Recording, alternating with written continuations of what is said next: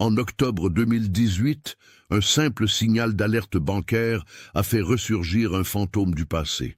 Julien Valdez, disparu sans laisser de traces de Lyon en septembre 2001, venait d'utiliser ses documents d'identité pour réserver une chambre dans un hôtel de Genève. 17 années s'étaient écoulées depuis sa mystérieuse disparition. 17 années pendant lesquelles sa famille avait vécu dans l'incertitude la plus totale. Comment était-ce possible qu'un homme déclaré officiellement disparu puisse soudainement réapparaître dans le système informatique d'un établissement suisse?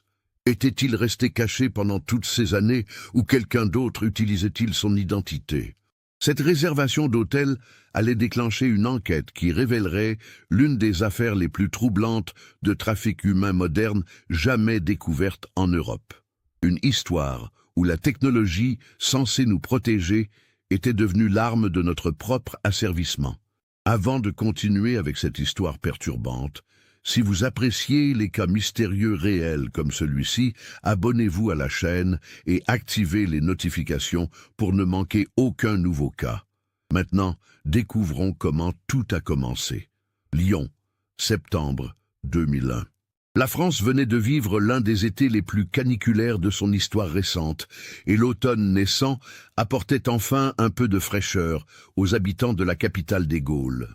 Dans le 3e arrondissement, le quartier de la Part-Dieu bourdonnait d'activité avec ses tours de bureaux et son centre commercial.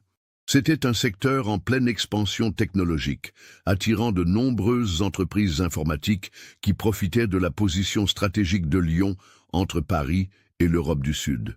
Julien Valdez, 23 ans, incarnait parfaitement cette nouvelle génération de jeunes professionnels lyonnais.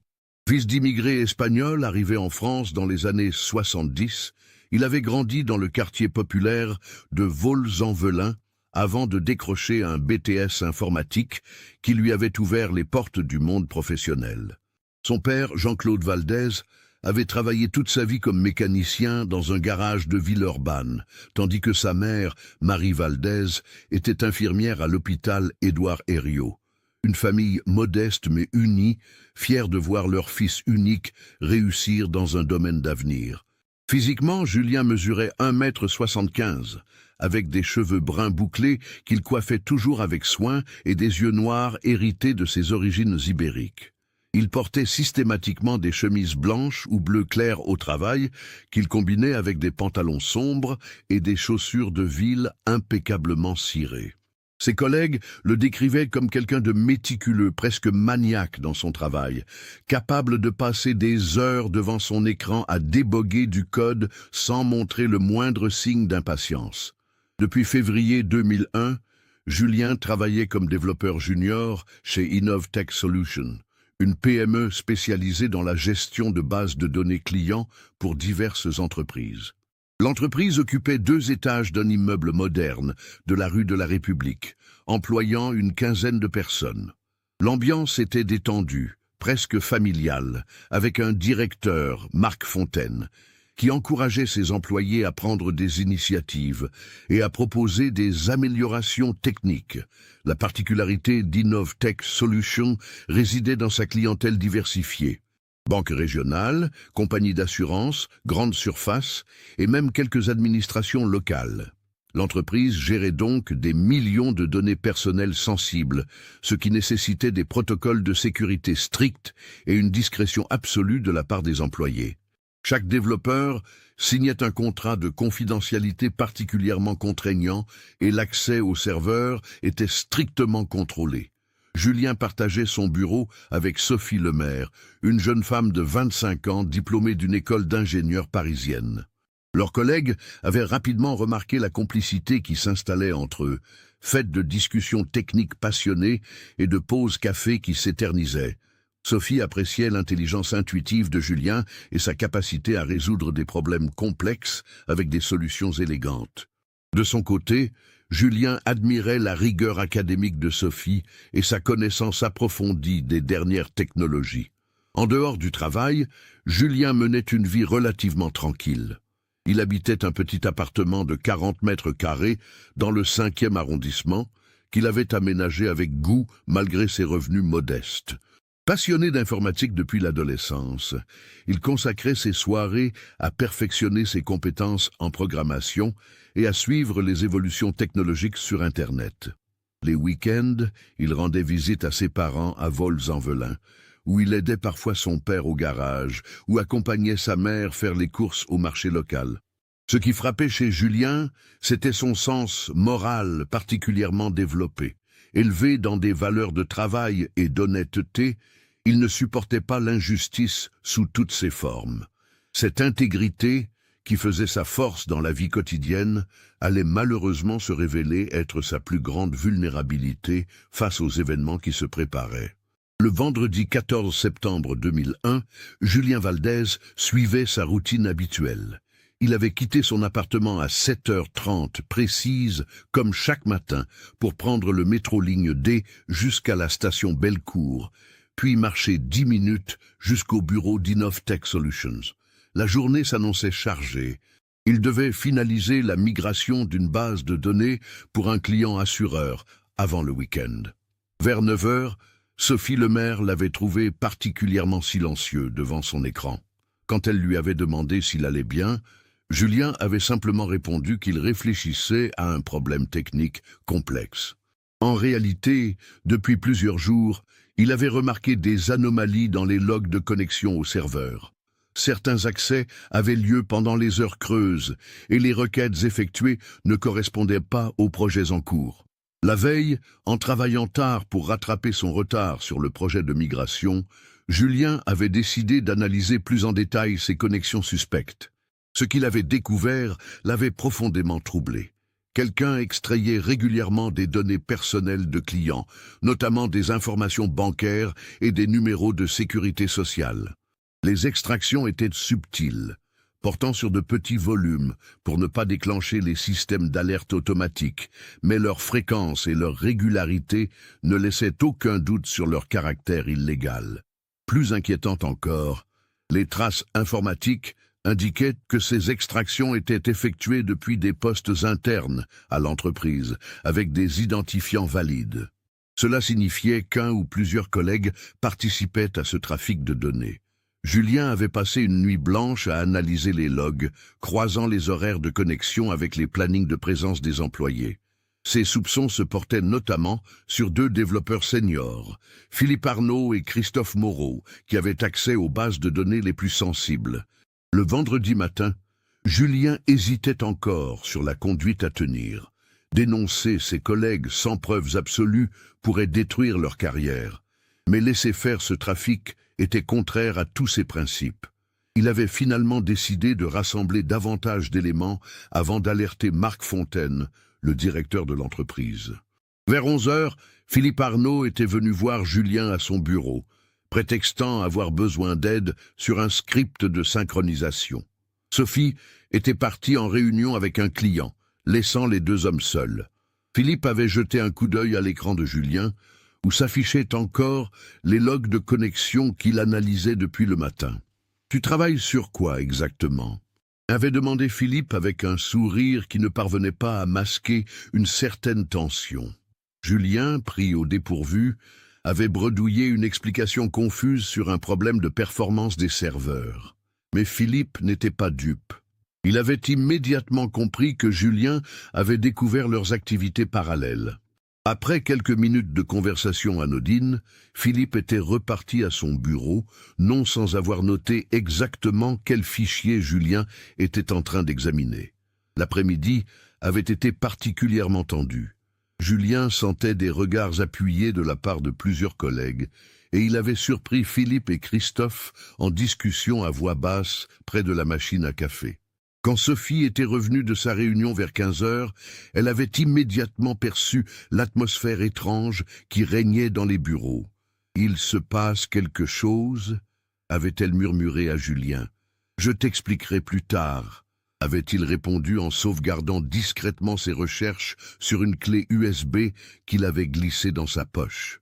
À 17h, comme convenu, Julien et Sophie avaient quitté le bureau ensemble. Ils devaient se retrouver à 19h dans un petit restaurant italien de la Presqu'île pour dîner. Julien voulait profiter de ce moment en tête-à-tête pour expliquer à Sophie ce qu'il avait découvert et lui demander conseil sur la marche à suivre. Julien était rentré chez lui vers 17h30. Il avait pris une douche, s'était changé et avait préparé un dossier avec toutes les preuves qu'il avait rassemblées. Son plan était de tout expliquer à Sophie pendant le dîner, puis de contacter Marc Fontaine dès le lundi matin pour dénoncer officiellement le trafic. À 18h45, Julien avait quitté son appartement pour se rendre au restaurant. Le trajet habituel durait 20 minutes à pied par les quais du Rhône. C'était un parcours qu'il connaissait parfaitement, dans un quartier qu'il fréquentait régulièrement. À 19h15, Sophie l'attendait toujours au restaurant.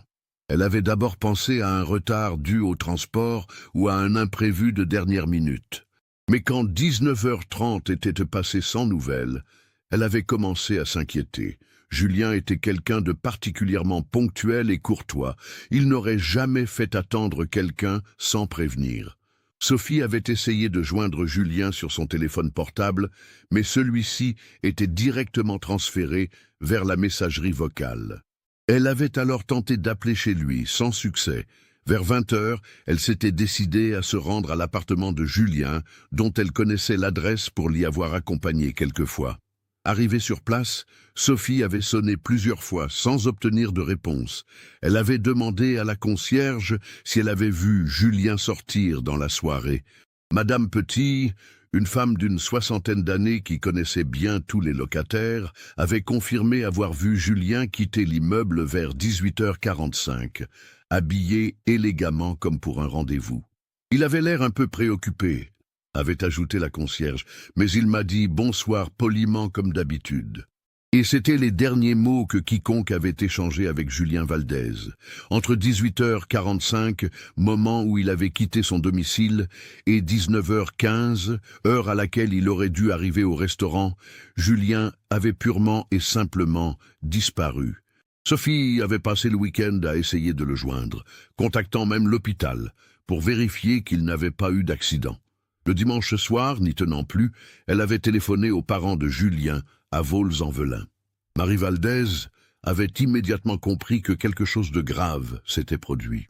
Elle qui connaissait son fils par cœur savait qu'il n'aurait jamais inquiété ses proches sans raison valable. Le lundi matin, Jean-Claude et Marie Valdez s'étaient rendus au commissariat du 3e arrondissement pour signaler la disparition de leur fils. L'accueil avait été relativement froid. Un jeune homme de 23 ans qui ne donnait pas de nouvelles pendant 3 jours, ce n'était pas forcément dramatique selon les policiers. Peut-être avait-il décidé de partir quelques jours sans prévenir, ou avait-il eu des problèmes personnels qu'il préférait régler seul. Mais Marie Valdez avait insisté avec la détermination d'une mère qui connaît son enfant. Elle avait expliqué que Julien était quelqu'un de responsable, qu'il ne serait jamais parti sans prévenir, et surtout qu'il n'aurait jamais manqué le travail sans justification. Son témoignage, conjugué à celui de Sophie Lemaire, qui confirmait le comportement inhabituel de Julien, avait finalement convaincu les autorités d'ouvrir une enquête officielle. L'inspecteur Laurent Dupuis, un homme de 42 ans aux cheveux grisonnants et au regard perçant, avait été chargé du dossier. Avec 20 ans d'expérience dans la police judiciaire lyonnaise, il avait l'habitude des disparitions inquiétantes et savait distinguer les fugues adolescentes des véritables enlèvements. Les premières investigations avaient rapidement confirmé que Julien n'avait pas quitté Lyon de son plein gré. Son compte bancaire n'avait enregistré aucun mouvement depuis le vendredi après-midi, et son téléphone portable était resté éteint depuis le moment de sa disparition. Plus troublant encore, toutes ses affaires personnelles étaient restées dans son appartement.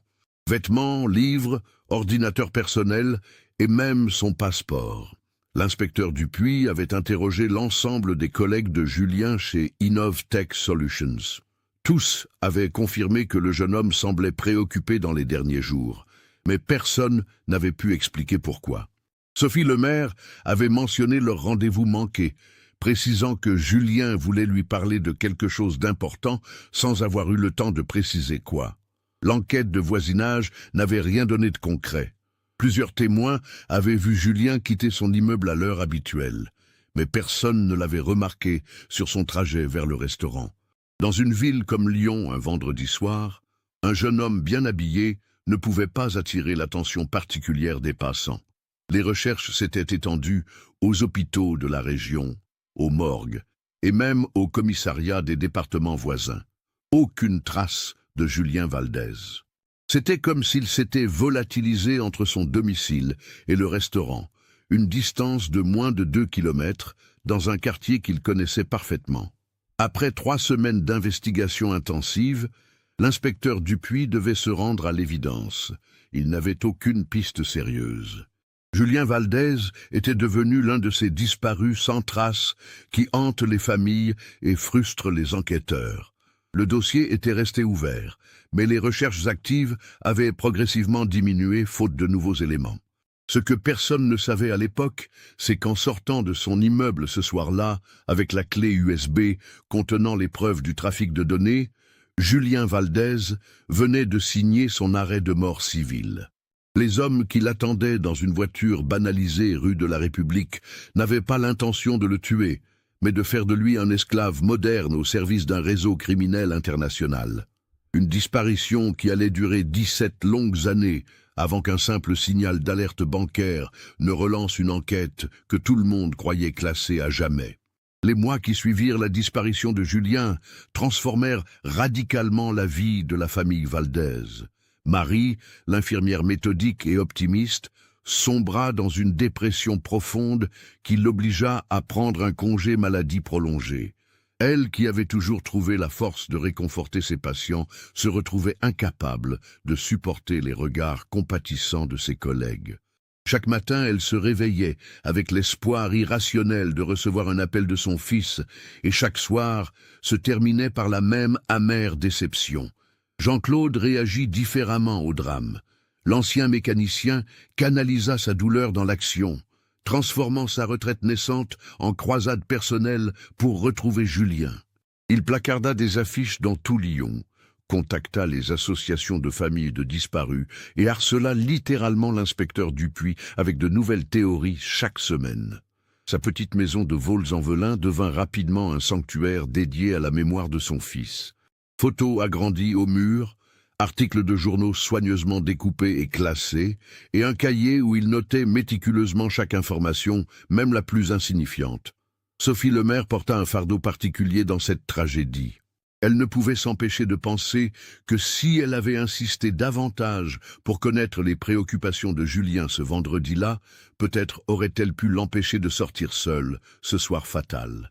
Elle quitta Innovtech Solutions 3 mois après la disparition, incapable de supporter l'atmosphère du bureau où résonnait encore l'absence de son collègue. Elle trouva un poste dans une autre entreprise informatique lyonnaise, mais garda des contacts réguliers avec la famille Valdez, devenant une sorte de fille adoptive pour Jean-Claude et Marie. L'inspecteur Laurent Dupuis, quant à lui, ne parvint jamais à classer définitivement cette affaire dans son esprit. En 20 ans de carrière, il avait résolu la plupart de ses enquêtes, et cette disparition sans trace représentait un échec personnel cuisant. Il continua à recevoir les appels désespérés de Jean-Claude pendant des années, reprenant inlassablement le dossier à chaque nouvelle piste, aussi ténue soit-elle. Même après sa promotion au grade de commissaire en 2008, Dupuis gardait le dossier Valdez dans un tiroir de son bureau, y jetant un coup d'œil régulier, comme pour s'assurer qu'il n'avait rien oublié. Chez Innovtech Solutions, la disparition de Julien eut des répercussions inattendues. Marc Fontaine, le directeur, décida de renforcer drastiquement les protocoles de sécurité de l'entreprise, craignant que cette disparition ne soit liée à leur activité professionnelle. Il fit installer un système de vidéosurveillance dans les bureaux et exigea que tous les employés signalent immédiatement toute situation inhabituelle. Paradoxalement, ces mesures rendèrent encore plus discrets les agissements de Philippe Arnaud et Christophe Moreau, qui avaient momentanément suspendu leurs activités illégales après la disparition de leurs collègues trop curieux. Au fil des années, l'affaire Julien Valdez devint l'une de ces légendes urbaines lyonnaises dont on parle à voix basse dans les commissariats. Les jeunes policiers fraîchement affectés entendaient l'histoire de ce développeur informatique volatilisé en plein centre-ville et chacun y allait de sa théorie, règlement de compte, enlèvement crapuleux, fuite volontaire vers l'étranger, ou même suicide dont le corps n'aurait jamais été retrouvé. La presse locale s'empara brièvement de l'affaire en 2002, à l'occasion du premier anniversaire de la disparition. Le Progrès publia un article de 2 pages avec la photo de Julien en première page, accompagné d'un appel à témoins renouvelé. Quelques fausses pistes émergèrent. Un homme ressemblant à Julien aperçu à Marseille, un autre à Bruxelles, et même un témoignage d'une femme affirmant l'avoir vu dans un supermarché de banlieue parisienne.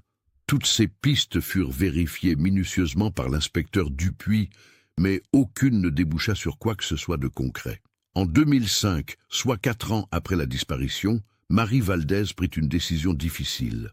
Elle fit célébrer une messe commémorative pour son fils dans l'église de Vaux-en-Velin où Julien avait été baptisé. Ce n'était pas un enterrement, il n'y avait pas de corps, mais plutôt une cérémonie de deuil symbolique qui permettait à la famille et aux amis de faire leurs adieux. Sophie Lemaire était présente, ainsi qu'une dizaine de collègues d'Innovtech Solutions et quelques amis d'enfance de Julien. L'inspecteur Dupuis assista également à la cérémonie, espérant secrètement qu'elle ferait sortir du bois un témoin ou un complice rongé par la culpabilité.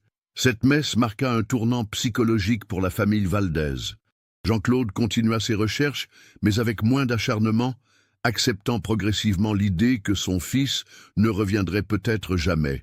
Marie reprit son travail à l'hôpital à temps partiel, trouvant dans le contact avec ses patients une forme de thérapie qui l'aidait à surmonter sa propre douleur. Elle avait développé une empathie particulière pour les familles endeuillées, comprenant mieux que quiconque la souffrance de perdre un proche dans des circonstances dramatiques. En 2008, l'affaire connut un rebond inattendu. Un détenu de la prison de Lyon-Corbas, incarcéré pour trafic de drogue, prétendit détenir des informations sur la disparition de Julien Valdez. Selon lui, le jeune informaticien aurait été enlevé par un réseau criminel spécialisé dans le blanchiment d'argent qui avait besoin de ses compétences techniques. L'inspecteur Dupuis, devenu commissaire, prit ces révélations très au sérieux et interrogea longuement le détenu. Malheureusement, l'homme ne put fournir aucun détail vérifiable, et son témoignage s'avéra être une tentative désespérée d'obtenir une remise de peine en échange d'informations fictives. Les années 2010 à 2015 furent marquées par une acceptation progressive de la situation. Jean-Claude Valdez, désormais âgé de 70 ans, avait ralenti ses recherches actives, mais continuait à entretenir un site internet dédié à son fils, où il publiait régulièrement des appels à témoins et des mises à jour sur l'enquête. Ce site, consulté par quelques centaines de personnes chaque mois, était devenu un lieu de recueillement virtuel pour tous ceux qui avaient été touchés par cette disparition mystérieuse. Sophie Lemaire, devenue entre-temps chef de projet dans une grande entreprise de services numériques, gardait un contact régulier avec les parents de Julien. Elle leur rendait visite chaque année à la date anniversaire de la disparition et n'hésitait pas à les soutenir financièrement quand c'était nécessaire. En 2012, elle s'était mariée avec un collègue ingénieur, mais avait gardé le nom de jeune fille par respect pour la mémoire de Julien, expliquant à son mari que changer de nom lui donnerait l'impression de trahir définitivement son ancien collègue. Le 15 octobre 2018, 17 ans, 1 mois et 1 jour exactement après la disparition de Julien Valdez, le système informatique de la Banque populaire Auvergne-Rhône-Alpes déclencha une alerte automatique particulièrement inhabituelle. À 14h32 précisément, leurs algorithmes de détection de fraude identifièrent une transaction suspecte. Quelqu'un venait d'utiliser une carte bancaire au nom de Julien Valdez pour garantir une réservation d'hôtel à Genève, en Suisse. Ce qui rendait cette alerte exceptionnelle, c'était que le compte bancaire de Julien avait été gelé en 2003, 2 ans après sa disparition, sur demande expresse de ses parents qui espéraient ainsi empêcher toute utilisation frauduleuse de son identité. Depuis cette date, aucune transaction n'avait jamais été tentée sur ce compte, ce qui expliquait pourquoi l'alerte avait été immédiatement transmise au service de sécurité de la banque. Madame Sylvie Berger, responsable du service antifraude, examina attentivement les détails de la transaction. La réservation avait été effectuée à l'Hôtel des Bergues, un établissement 5 étoiles du centre de Genève, pour une chambre simple du 15 au 17 octobre 2018. Le montant de la garantie s'élevait à 350 €, soit exactement le type de dépense qu'un homme de 39 ans pourrait effectuer pour un déplacement professionnel de courte durée. Ce qui troublait le plus Madame Berger, c'était la sophistication de la tentative. Les codes d'accès utilisés étaient parfaitement corrects, incluant le code PIN à 4 chiffres que seul Julien était censé connaître. Plus étrange encore, la carte utilisée portait un numéro qui correspondait exactement à celle qui avait été émise au nom de Julien en 2001, alors que cette carte physique n'avait jamais été retrouvée après sa disparition. Consciente de la gravité de la situation, Madame Berger contacta immédiatement la direction départementale de la sécurité publique du Rhône. Son appel fut transféré vers le commissaire Laurent Dupuis, dont le nom était resté associé au dossier Valdez dans les bases de données policières. Quand Dupuis décrocha son téléphone cet après-midi-là, il était loin d'imaginer que l'appel qui allait suivre révolutionnerait sa carrière et bouleverserait à nouveau la vie de la famille Valdez. Commissaire Dupuis, ici Sylvie Berger de la Banque Populaire. Je vous appelle au sujet d'une alerte concernant Julien Valdez. Il semblerait que quelqu'un ait utilisé ses coordonnées bancaires pour effectuer une réservation d'hôtel à Genève. Le silence qui suivit cette annonce dura près de 10 secondes. Laurent Dupuis, pourtant habitué aux rebondissements dans les enquêtes criminelles, mit du temps à assimiler l'information. Julien Valdez, le jeune informaticien dont la disparition l'obsédait depuis 17 ans, venait-il de réapparaître dans le système bancaire international? Vous êtes certaine qu'il s'agit bien de Julien Valdez? Demanda finalement le commissaire, la voix légèrement tremblante. Absolument certaine. Tous les identifiants correspondent parfaitement. Nom, prénom, date de naissance et même le code PIN personnel. C'est comme si M. Valdez venait de sortir de 17 années de léthargie pour réserver une chambre d'hôtel en Suisse. Dupuis raccrocha et resta plusieurs minutes immobile dans son bureau, fixant le dossier Valdez qu'il n'avait jamais eu le courage de ranger définitivement. Puis, réalisant l'urgence de la situation, il décrocha à nouveau son téléphone pour appeler l'Interpol et les autorités suisses. Si Julien Valdez était vraiment vivant et se trouvait à Genève, il fallait agir vite avant qu'il ne disparaisse à nouveau. L'appel du commissaire Dupuis aux autorités genevoises déclencha une opération d'urgence d'une ampleur inhabituelle. Le fait qu'un homme porté disparu depuis 17 ans réapparaisse soudainement dans leurs registres hôteliers intriguait au plus haut point la police suisse. L'inspecteur Klaus Weber, spécialiste des affaires internationales au sein de la police cantonale genevoise, fut chargé de coordonner l'intervention avec ses homologues français. À 17 heures, soit moins de 3 heures après l'alerte bancaire, une équipe discrète de policiers suisses se dirigeait vers l'Hôtel des Bergues. L'établissement, situé sur les quais du lac Léman, était réputé pour sa clientèle internationale fortunée et sa discrétion absolue. Le directeur, M. Hermann Kessler, un homme distingué d'une 50aine d'années, reçut les policiers dans son bureau avec la courtoisie glaciale typique de l'hôtellerie de luxe suisse. « Nous avons effectivement une réservation au nom de Julien Valdez », confirma-t-il en consultant son système informatique. « Chambre 412, réservée pour 2 nuits. Le client n'est pas encore arrivé, mais l'enregistrement est prévu pour 18 heures. » L'inspecteur Weber fit immédiatement installer une surveillance discrète dans le hall de l'hôtel, tandis qu'un second groupe d'agents était positionné aux sorties de secours. L'objectif était d'interpeller Julien Valdez dès son arrivée, mais sans créer d'incident diplomatique majeur dans un établissement fréquenté par des personnalités internationales. Pendant ce temps, à Lyon, le commissaire Dupuis vivait l'un des moments les plus intenses de sa carrière. Il avait immédiatement contacté Jean-Claude et Marie Valdez pour les informer du développement spectaculaire de l'enquête. La réaction des parents fut un mélange d'espoir fou et d'incrédulité totale. « Vous voulez dire que notre Julien est vivant ? répéta Marie au téléphone, la voix brisée par l'émotion. Après toutes ces années, il va enfin rentrer à la maison. Jean-Claude, plus pragmatique, posa immédiatement les bonnes questions. Comment pouvez-vous être sûr que c'est vraiment lui? Et pourquoi n'a-t-il jamais donné de nouvelles pendant 17 ans? Ces interrogations étaient exactement celles qui tourmentaient le commissaire Dupuis. Plusieurs hypothèses s'affrontaient dans son esprit. Soit Julien était vraiment vivant et s'apprêtait à réapparaître volontairement, soit quelqu'un utilisait frauduleusement son identité dans un but encore indéterminé.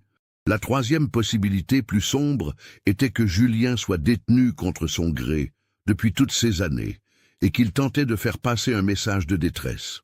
Sophie Lemaire apprit la nouvelle par un appel de Marie Valdez vers 18 heures. L'ancienne collègue de Julien, désormais âgée de 42 ans et mère de 2 enfants, ressentit un choc émotionnel d'une violence inattendue. Toutes les émotions refoulées depuis 17 ans remontèrent d'un coup. Le sentiment de culpabilité, l'amour inachevé, et maintenant, un espoir déchirant que l'homme qu'elle n'avait jamais oublié soit enfin de retour. À Genève, 18 heures passèrent sans qu'aucun client ne se présente à la réception pour la chambre 412. L'inspecteur Weber commençait à envisager que la réservation soit un leurre, quand le réceptionniste de l'hôtel l'informa qu'un appel venait d'arriver pour annuler la réservation. L'homme a dit qu'il avait eu un contretemps et qu'il ne pourrait finalement pas venir, expliqua le réceptionniste. Il a parlé français avec un léger accent que je n'arrivais pas à identifier. Il semblait, très nerveux. Cette annulation ne fit qu'accroître le mystère. Pourquoi quelqu'un prendrait-il la peine d'effectuer une réservation avec les véritables coordonnées de Julien Valdez pour l'annuler quelques heures plus tard? L'inspecteur Weber fit immédiatement analyser l'enregistrement de l'appel par les services techniques de la police genevoise, espérant identifier la provenance de la communication et éventuellement la voix de l'appelant. Les résultats de l'analyse technique arrivèrent dans la soirée et apportèrent plus de questions que de réponses. L'appel provenait d'un téléphone jetable acheté en espèces dans une station-service de la banlieue de Genève. Plus troublant encore, l'analyse vocale révélait des caractéristiques compatibles avec un homme de la tranche d'âge correspondant à Julien Valdez, c'est-à-dire une quarantaine d'années et présentant effectivement les traces d'un accent du sud-est de la France. Le commissaire Dupuis reçut ces informations vers 22 heures et décida immédiatement de se rendre à Genève le lendemain matin. Si Julien Valdez était vraiment en Suisse, il fallait ratisser la région avant qu'il ne disparaisse à nouveau. Plus les heures passaient, plus Dupuis était convaincu qu'il touchait enfin au but dans cette enquête qui l'obsédait depuis près de 2 décennies. Cette nuit-là, aucun des protagonistes de l'affaire ne parvint à trouver le sommeil. À Lyon, les parents Valdez alternaient entre espoir et angoisse, se demandant dans quel état ils retrouveraient leur fils après tant d'années. Sophie Lemaire resta éveillée jusqu'à l'aube, feuilletant de vieilles photos de bureau où elle posait aux côtés de Julien, se remémorant leurs conversations et leurs projets d'avenir brutalement interrompus. À Genève, l'inspecteur Weber coordonnait une surveillance élargie de tous les hôtels, gares et aéroports de la région. Si Julien Valdez était vraiment dans les parages, il finirait bien par utiliser à nouveau ses papiers d'identité, déclenchant une nouvelle alerte qui permettrait enfin de le localiser. Ce que personne ne savait, c'est qu'à quelques kilomètres de là, dans un entrepôt désaffecté de la zone industrielle de Vernier, un homme aux cheveux grisonnants et au regard hanté venait de commettre l'erreur qui allait changer le cours de sa captivité. Après 17 années d'emprisonnement et de travail forcé au service d'un réseau criminel international, Julien Valdez avait tenté une évasion désespérée qui avait échoué de peu. La réservation d'hôtel n'était que la première étape d'un plan d'évasion minutieusement préparé, mais ses ravisseurs avaient réagi plus vite que prévu. Le lendemain matin, 16 octobre 2018, le commissaire Laurent Dupuis arriva à Genève par le premier train en provenance de Lyon. L'inspecteur Klaus Weber l'attendait à la gare Cornavin avec les derniers éléments de l'enquête suisse. Les 2 hommes s'installèrent dans un café discret près de la gare pour faire le point sur la situation. Nous avons analysé tous les enregistrements de vidéosurveillance des environs de l'hôtel, expliqua Weber en étalant des photos sur la table. Regardez ceci. Hier à 16h43, soit environ 1 heure avant l'annulation de la réservation, nos caméras ont capté cette image. La photo, prise par une caméra de circulation au carrefour de la rue du Mont-Blanc, montrait un homme d'une 40aine d'années marchant rapidement sur le trottoir. Bien que la qualité de l'image ne permette pas une identification formelle, la morphologie et la démarche correspondaient troublant à celle de Julien Valdez. Il se dirigeait vers l'hôtel, mais il n'y est jamais arrivé, continua Weber. Nos dernières images le montrent tournant dans une rue perpendiculaire, puis plus rien, comme s'il avait été intercepté. Dupuis examina attentivement la photographie. L'homme portait des vêtements sombres, légèrement usés, et gardait la tête baissée comme pour éviter les caméras. Mais ce qui frappa le plus le commissaire français, c'était la posture de l'individu, celle de quelqu'un qui marche vite sans courir, jetant régulièrement des coups d'œil par-dessus son épaule. « Il avait peur », murmura Dupuis. « Cet homme fuyait quelque chose ou quelqu'un. » Weber hocha la tête gravement. « C'est exactement notre impression. Et ce n'est pas tout. Nous avons également retrouvé ceci dans une poubelle, à 2 rues de l'endroit où nous perdons sa trace. » L'inspecteur suisse sortit un sac en plastique transparent contenant une carte SIM brisée et un téléphone portable démontant. L'appareil était un modèle bas de gamme, le genre qu'on achète avec une carte prépayée pour des communications anonymes. Notre laboratoire a pu récupérer quelques données fragmentaires, poursuivit Weber. Le téléphone a été utilisé pour appeler l'hôtel, mais aussi pour tenter de joindre un numéro français que nous avons identifié comme étant celui du domicile de ses parents à Vaux-en-Velin. Cette révélation frappa Dupuis comme un coup de poing. Julien avait donc essayé de contacter sa famille. Mais pourquoi n'y était-il pas parvenu? Le commissaire se souvint que les Valdez avaient changé de numéro de téléphone fixe en 2015, lassés de recevoir des appels de démarchage et de fausses pistes concernant leur fils. « Il y a autre chose », ajouta Weber en sortant une seconde photo. Cette image a été prise par une caméra de sécurité privée, 20 minutes après la première. Regardez attentivement. La nouvelle photo montrait une camionnette blanche stationnée dans une rue adjacente. Bien que l'angle ne permette pas de voir l'intérieur du véhicule, on distinguait clairement 2 silhouettes à l'avant et ce qui ressemblait à une lutte à l'arrière du véhicule. « Nous pensons que votre Julien Valdez a été repris par ses ravisseurs », conclut Weber. « La question maintenant est de savoir où ils l'ont emmené. » Dupuis se leva brusquement, renversant presque sa tasse de café. Après 17 ans d'enquête, il venait enfin de comprendre la véritable nature de la disparition de Julien. Il ne s'agissait pas d'une fugue, ni d'un accident, ni même d'un enlèvement crapuleux. Julien Valdez était retenu prisonnier depuis 2001 et sa tentative d'évasion ratée venait de le remettre en danger mortel. « Il faut élargir les recherches immédiatement », déclara le commissaire français. « Si Julien a réussi à s'échapper une première fois, c'est qu'il connaît l'endroit où il était détenu.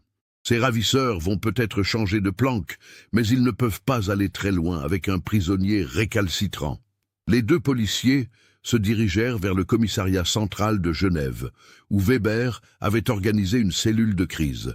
Sur le tableau blanc de la salle de réunion, une carte détaillée de la région genevoise était couverte de punaises rouges marquant tous les entrepôts, hangars et bâtiments industriels où un homme pourrait être détenu contre son gré.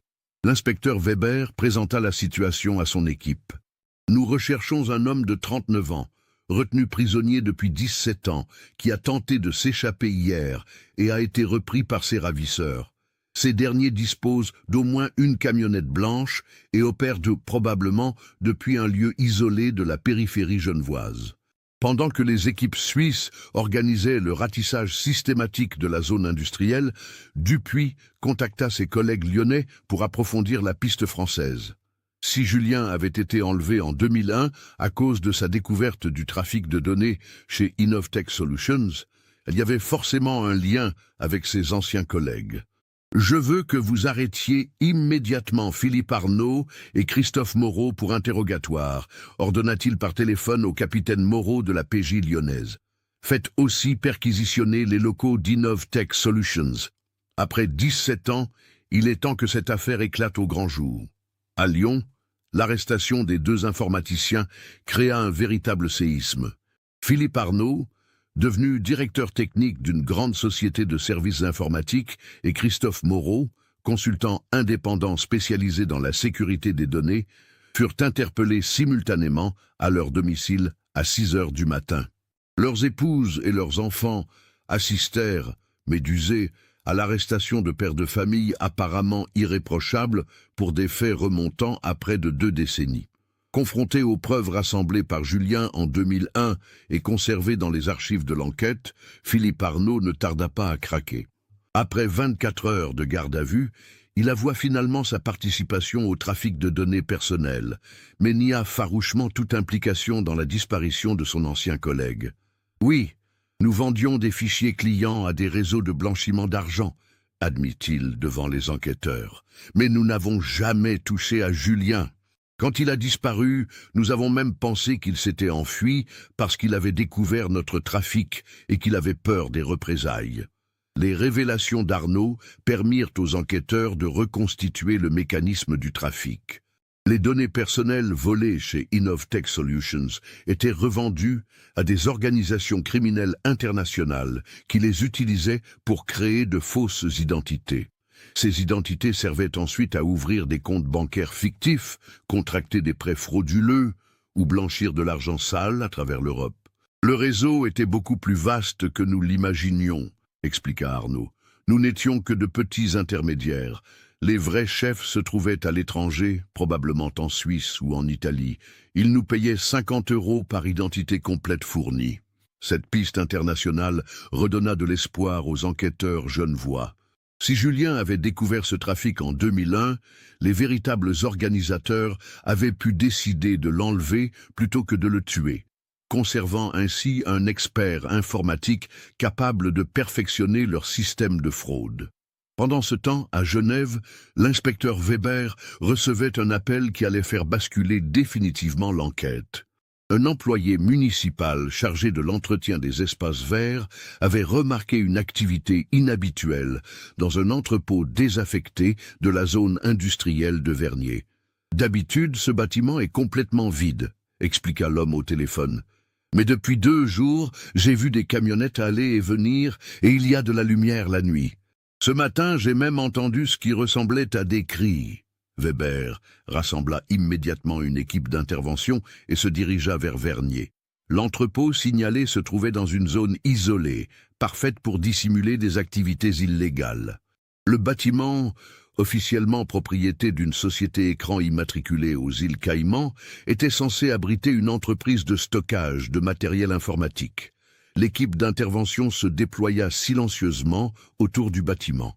À travers les fenêtres sales, Weber distinguait effectivement de la lumière artificielle et entendait le bourdonnement de nombreux ordinateurs en fonctionnement. Ce n'était visiblement pas un simple entrepôt de stockage. À 13 heures précises, les forces spéciales genevoises donnèrent l'assaut. La porte principale céda sous les charges explosives et les policiers se déployèrent dans un labyrinthe de bureaux improvisés et de matériel informatique sophistiqué. Ce qu'ils découvrirent dépassait toutes leurs hypothèses.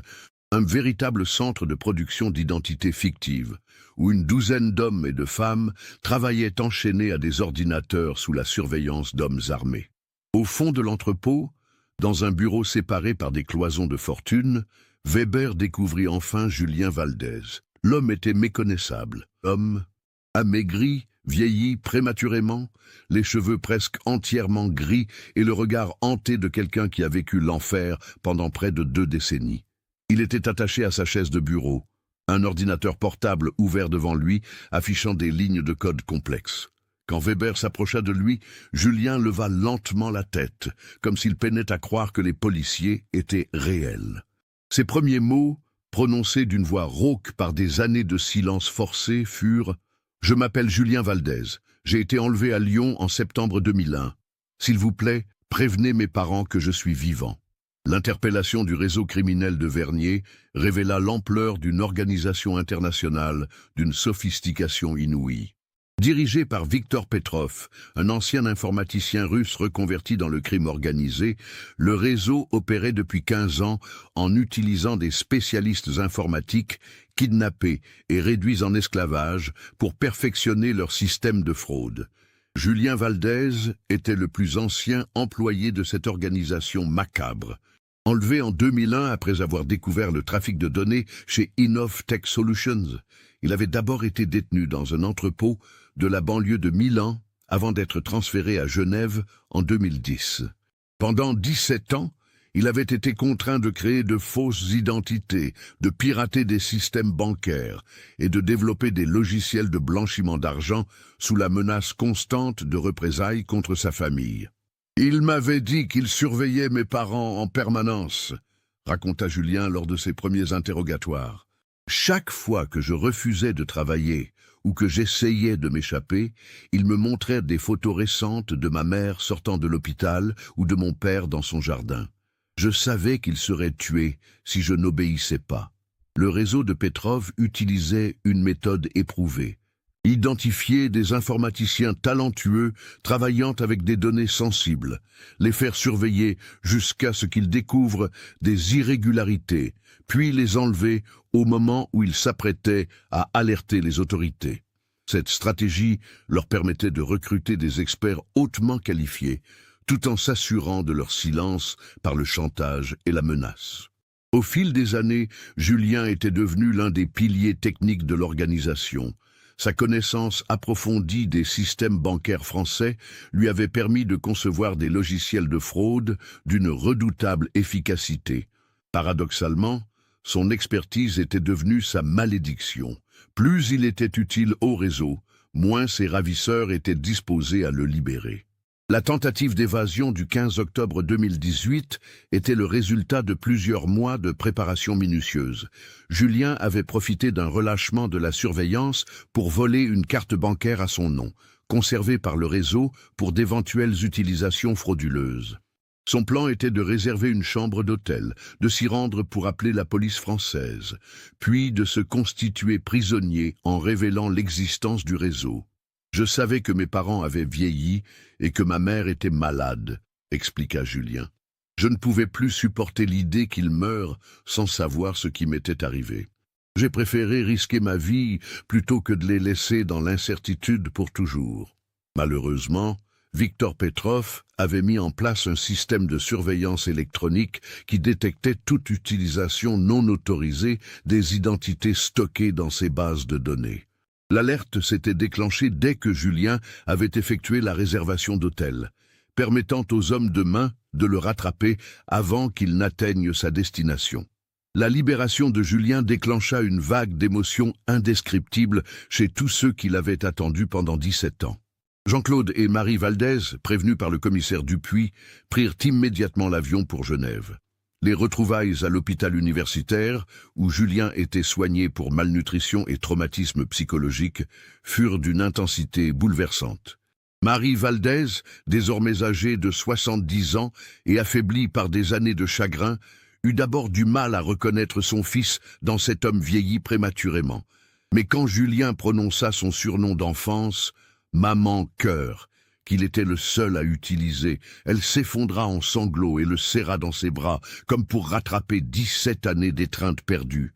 Jean-Claude, lui, resta plusieurs minutes silencieux, contemplant ce fils qu'il avait cherché partout sans jamais cesser d'espérer. Quand il parla enfin, ce fut pour dire simplement « Je savais que tu reviendrais. Je l'ai toujours su. » Sophie Lemaire apprit la libération de Julien par un appel de Marie Valdez. La nouvelle la plongea dans un état de choc émotionnel comparable à celui qu'elle avait ressenti lors de sa disparition. Pendant 17 ans, elle avait vécu avec le souvenir d'un jeune homme de 23 ans, et elle devait maintenant accepter que cet homme soit devenu un quadragénaire marqué par des années de captivité. Quand elle le revit pour la première fois à l'hôpital de Genève, Sophie fut frappée par la transformation physique de Julien, mais aussi par quelque chose d'inchangé dans son regard. Malgré les épreuves, il avait conservé cette intelligence douce et cette intégrité morale qui l'avait séduite des années plus tôt. Tu m'as manqué tous les jours, lui dit-elle simplement en prenant sa main dans la sienne. Toi aussi, répondit Julien. C'est en pensant à toi et à mes parents que j'ai tenu. Vous étiez ma seule raison de ne pas abandonner. Le démantèlement du réseau de Viktor Petrov eut des répercussions internationales majeures. Les enquêtes menées simultanément en Suisse, en France, en Italie et en Russie permirent de libérer 14 autres informaticiens retenus dans des conditions similaires, de saisir plusieurs millions d'euros d'avoirs criminels et d'identifier des centaines de victimes de fraude bancaire à travers l'Europe. Petrov lui-même, arrêté lors de l'assaut de Vernier, fut condamné à 25 ans de réclusion criminelle par la justice suisse. Ses aveux permirent de comprendre que son organisation était responsable de plus de 50 millions d'euros de préjudices financiers depuis 2005, sans compter les vies brisées par les enlèvements et les séquestrations. Philippe Arnaud et Christophe Moreau, les anciens collègues de Julien chez InnovTech Solutions, furent jugés en France pour complicité de trafic de données personnelles. Bien qu'ils aient nié toute connaissance de l'enlèvement de Julien, leur trafic avait indirectement causé sa disparition en attirant l'attention du réseau de Petrov sur les failles de sécurité de l'entreprise lyonnaise. Marc Fontaine, l'ancien directeur d'InnovTech Solutions, fut également poursuivi pour négligence dans la protection des données clients. Son entreprise, dissoute depuis 2010, avait permis pendant des années le détournement d'informations personnelles sans mettre en place les contrôles de sécurité appropriés. La réintégration de Julien dans la société s'avéra plus complexe que prévu. Après 17 ans de captivité, il avait perdu tous ses repères dans un monde qui avait considérablement évolué. L'explosion d'Internet, l'avènement des smartphones, les réseaux sociaux, tout cela constituait un choc culturel majeur pour quelqu'un dont la connaissance technologique était figée en 2001. Un programme de réhabilitation spécialisé fut mis en place à Lyon, avec l'aide de psychologues spécialisés dans les traumatismes de longue durée. Julien dut réapprendre les gestes les plus simples de la vie quotidienne. Faire ses courses librement, utiliser les transports en commun sans surveillance, dormir sans craindre d'être réveillé par des gardiens armés. Le soutien de sa famille et de Sophie fut déterminant dans ce processus de reconstruction.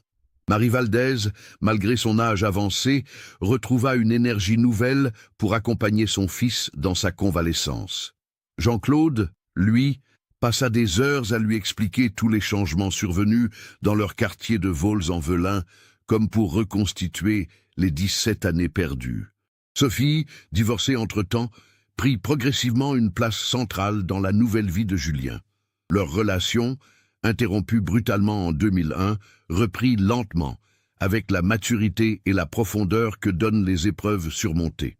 En 2020, soit 2 ans après sa libération, Julien demanda Sophie en mariage dans le même restaurant italien où ils avaient rendez-vous le soir de sa disparition. Professionnellement, Julien choisit de mettre son expertise au service de la lutte contre la cybercriminalité. Il intégra une unité spécialisée de la gendarmerie française où ses connaissances uniques des méthodes criminelles informatiques en firent rapidement un expert reconnu. Son expérience de victime lui donnait une compréhension intuitive des stratégies des cybercriminels que peu d'enquêteurs possédaient. En 2019, il témoigna devant une commission parlementaire européenne sur la protection des données personnelles, contribuant à renforcer la législation sur la cybersécurité. Son histoire personnelle servit d'argument décisif pour durcir les sanctions contre les entreprises négligentes dans la protection des informations de leurs clients. L'affaire Julien Valdez marqua également un tournant dans la carrière du commissaire Laurent Dupuis. Sa persévérance dans cette enquête impossible lui valut une reconnaissance nationale et une promotion au grade de contrôleur général de la police nationale.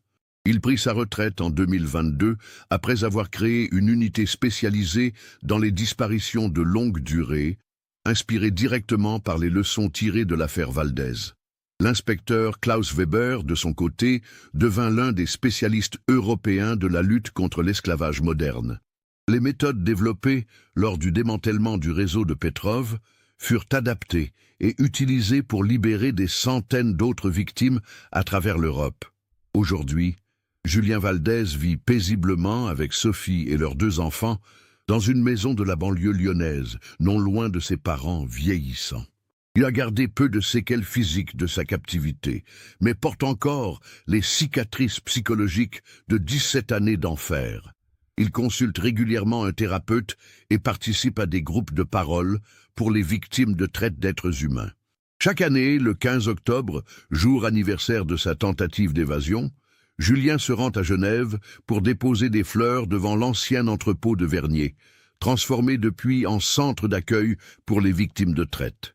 C'est sa façon de se souvenir de ses compagnons de captivité et de rendre hommage à tous ceux qui n'ont pas eu sa chance de retrouver la liberté.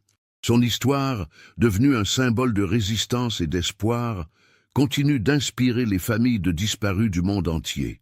Elle démontre qu'après 17 ans d'absence, même l'impossible peut parfois devenir réalité, et que l'amour d'une famille peut survivre à toutes les épreuves du temps. Cette histoire nous montre comment la technologie, censée améliorer nos vies, peut devenir l'instrument de notre propre asservissement entre de mauvaises mains. Elle révèle aussi l'importance cruciale de la protection des données personnelles et les conséquences dramatiques que peut avoir la négligence en matière de cybersécurité. Mais surtout, elle démontre que l'espoir et la persévérance peuvent triompher des situations les plus désespérées. Qu'avez-vous pensé de cette histoire extraordinaire? Aviez-vous anticipé que Julien était retenu prisonnier depuis toutes ces années? Partagez vos réflexions dans les commentaires. Si vous avez été touché par ce cas de résilience humaine exceptionnelle, n'oubliez pas de vous abonner à la chaîne et d'activer les notifications pour ne manquer aucune de nos enquêtes. Mettez un like si cette histoire vous a marqué et partagez-la avec quelqu'un qui pourrait être intéressé par ces cas de disparition résolus contre toute attente.